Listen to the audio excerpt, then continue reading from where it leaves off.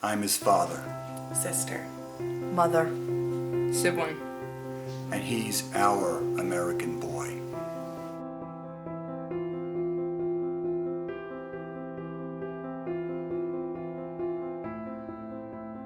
Athletically, Matt was a natural. He was always the best player out there on the field or on the ice, whichever sport he happened to pick up.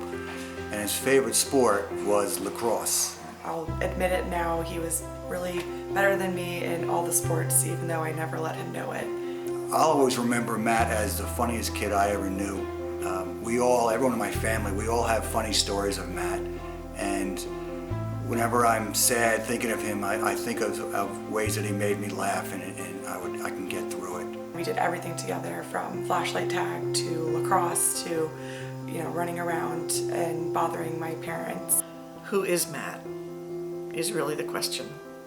He's my son. And I struggled with that right after we lost Matt, because I would run into people that didn't know and they would say, "How many children do you have?" And I struggled with that answer for so long. And I realized that it's who is Matt, because what Matt left in his legacy is in my heart. And every decision I make thinking, who is Matt? We all got tattoos on the 1-year anniversary of his death.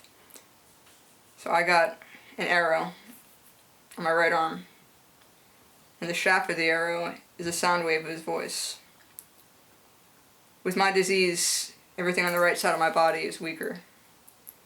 So that's why I put it on the right. It'll make me strong. Oh yeah, we did tattoos. Let me show you. We each did one. And mine is of Simba. I also got the same tattoo my dad had, the Simba from Lion King, and something that we all got on the 1-year anniversary, and it's really special since Matt loved tattoos, and definitely make sure you ask my mom about that.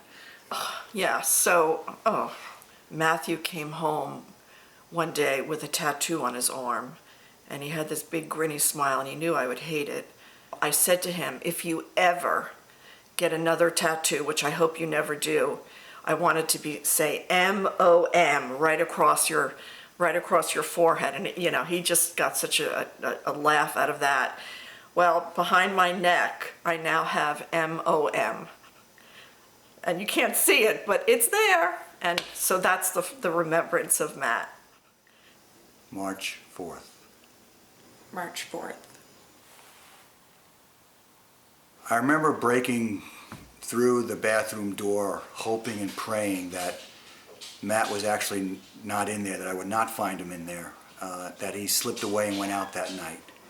But as I broke through the door, I found him on the floor. I remember our dog barking non-stop. And I remember a door locked from the inside with the light on. And I remember turning away before I could see what I knew was going to be behind that door. Matt. And it was surreal. It was like I was above looking down, not even believing that I was amidst this nightmare. Banging his chest, giving him mouth-to-mouth, screaming at God, please don't take him, banging his chest again, giving him mouth-to-mouth. And I remember thinking and asking Matt, are you here with us now, still in this room? Are you watching this? Do you hear me? We followed the ambulance to the hospital, and when we got to the waiting room, we were met by a social worker, and she escorted us to a room behind the waiting room. I remember looking at her saying, I don't want to go in that room. I know what that room is. I don't want to go in. And we waited and we prayed, and the doctor came in and he said, we did everything we could.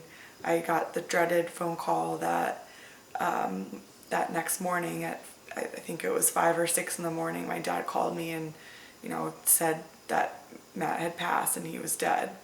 I still struggle today. I wasn't here, and the call haunts me every night.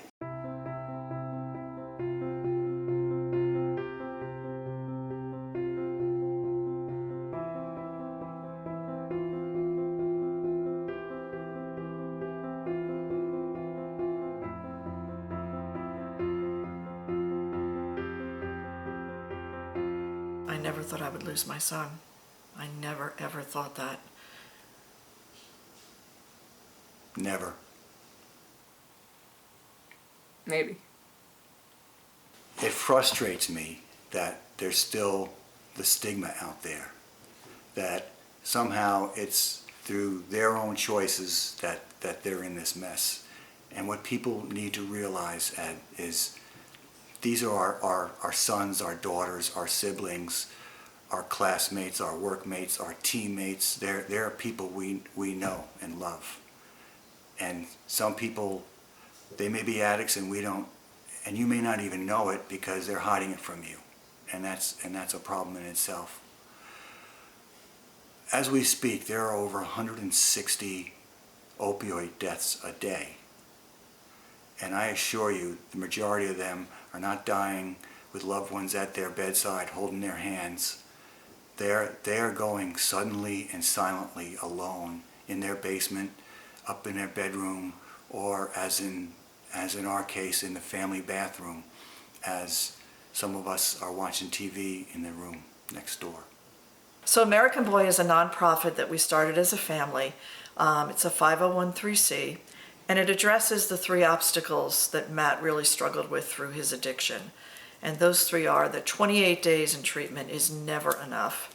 That's the first one. The second one is the stigma of addiction.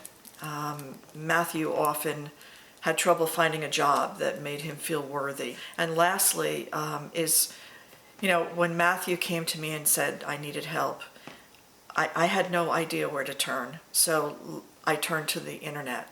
And the internet is nowhere to find care for your loved one. I mean, if you think about if you had breast cancer and you just were diagnosed, you would never choose a physician over the internet, right? And so we are striving to find those programs of excellence and share that information with other parents that are struggling. We want to reach out to the addicts and their families who are going through the hell that we went through. We lived it, we learned from it, did some things right, did some things that were not right, and we want to be a resource for them. And we're going to need help. We need help to do that. For me, American Boy is a book. It's the story of Matt's wife, his biography, that I wrote to immortalize him and to make everything in his life a part of mine. American Boy is an organization meant to stop this epidemic. So the ask for American Boy is to engage. We want so much to be helpful to other families.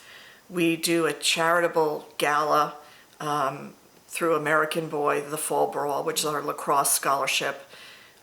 We do another program called the Villages of Hope. The ask is to go on the website and donate if you can. Share it if you can't. Share it. Share it with your community and engage with us in any way you can. We need your help in getting this message across. And join us. What's the ask? Fight.